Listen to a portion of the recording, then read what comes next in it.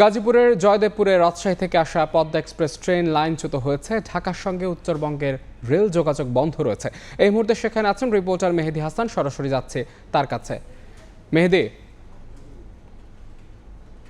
জয়দেবপুরে যে রেল দুর্ঘটনার ঘটনাটি ঘটেছে তার সবশেষ তথ্য যদি আপনাদের জানাতে চাই, কিছুটা স্বস্তি মিলেছে। কেননা রেল লাইনটির অর্থাৎ পেছনের যে বগিগুলো ছিল, যেগুলো আসলে একটি আঞ্চলিক সড়ক যেটি রয়েছে, বিশেষ করে শিববাড়ি থেকে জয়দেবপুর গামী যে সড়কটি, সেই সড়কের উপর বগিগুলো আটকে ছিল। সেই বগিগুলো কিন্তু পেছন থেকে অর্থাৎ মৌচাক স্টেশন থেকে এসে একটি ইঞ্জিন এসে কিন্তু সেই বগিগুলো কিন্তু টেনে নেওয়া হয়েছে। এবং এই মুহূর্তে আমরা দেখতে পাচ্ছি লাইনচ্যুত হওয়া একটি ইঞ্জিন এবং একটি বগি এই মুহূর্তে কিন্তু রেল লাইনের উপর পড়ে রয়েছে। এই কারণটি আসলে বলা হয়েছে মিটার গেজ এবং ব্রড গেজের মধ্যে একটি সাংঘর্ষিক ঘটনা ঘটেছে এবং এই লাইনটি কিন্তু মিটার গেজ এবং তবে ইঞ্জিনটি কিন্তু ব্রড গেজ ইঞ্জিন, যার ফলে কিন্তু এই সমস্যাটি ঘটে। এবং এই মুহূর্তে ট্রেনটির চালক যেটি বলছিলেন, তিনি কিন্তু গ্রিন সিগন্যাল পেয়েই এই সড়কে ঢুকেছিলেন।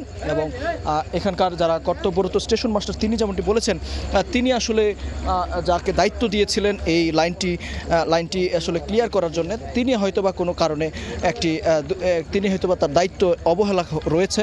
তবে সেই ঘটনায় কিন্তু তদন্তের পর পুরো তথ্য জানা যাবে। এবং এই মুহূর্তে সবশেষ তথ্য অনুযায়ী একটি পথ অর্থাৎ দুটি লাইন ছিল এখানে, দুটি লাইনের মধ্যে একটি লাইন ক্লিয়ার হয়েছে এবং সেই লাইন ধরে কিন্তু এই মুহূর্তে ঢাকা থেকে ছেড়ে আসা যেই ট্রেনগুলো রয়েছে, বিশেষ করে যে ট্রেনগুলো আটকা রয়েছিল দুপাশের স্টেশনে, সেই ট্রেনগুলো কিন্তু এই মুহূর্তে একে একে ধীরে ধীরে কিন্তু স্বাভাবিক হচ্ছে। তবে আর কিছুক্ষণ সময়ের মধ্যেই কিন্তু এই ট্রেন চলাচল পুরোপুরি স্বাভাবিক হবে। পুরোপুরি স্বাভাবিক হলেও এই যে ট্রেন যেটি আটকা রয়েছে, যেটি এখানে আসলে লাইনচ্যুত হয়েছে, সেই ট্রেনটি কিন্তু উদ্ধারের জন্য ঢাকা থেকে রিলিফ ট্রেন চাওয়া হয়েছে। সেই রিলিফ ট্রেন আসার পর আসলে এই ট্রেনটি উদ্ধার কাজ শুরু করা হবে। ধারণা করা হচ্ছে আজ সারা রাতের মধ্যে অর্থাৎ রাতের মধ্যে কিন্তু এই ট্রেনটি স্বাভাবিক করা হতে পারে।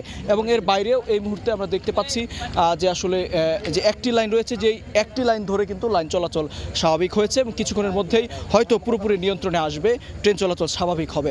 তো এই ছিল গাজীপুরের জয়দেবপুরে রেল দুর্ঘটনার সবশেষ তথ্য আমার কাছে।